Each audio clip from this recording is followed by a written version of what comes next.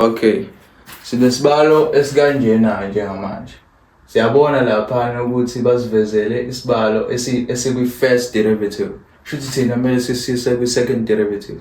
So kwenza kanjani lokho? Still sisa-derive, but manje siyisa kwi-second derivative. La khona ubona khona ngathi manje kungo-11 sekuwu-2 lapha, lezi zinto seziwu-2, ubona ngathi ku-11. Siyibiza nge-second derivative le. Okay. Sise nento ekanjena-ke njengamanje.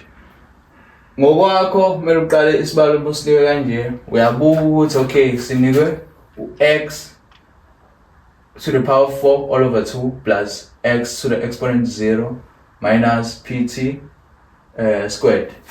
Siyabuka lapha ukuthi lesi sibalo lesi ngabe sesikulungele ukuthi singavele sisi-derive. Musibuka sadinga ukulungiseka. Kusho singenza njani?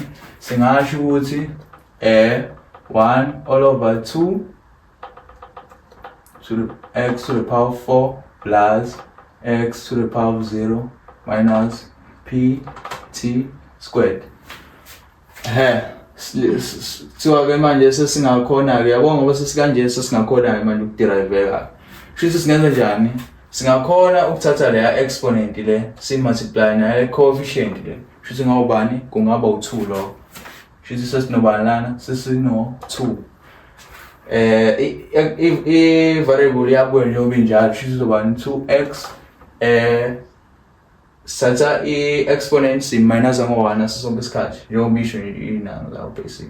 Kusho ukuthi 4 minus 1 kuba ubani? 3 plus 0 times lo. Kusho le nto le inavele isu-0 yonke.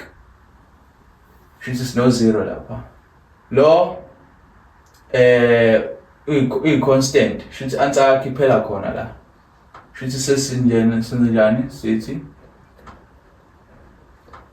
uveza lolu uphawu lolu okuyilona olukunika ama-answer kusho ukuthi i-double derivative le, i-second derivative yayo.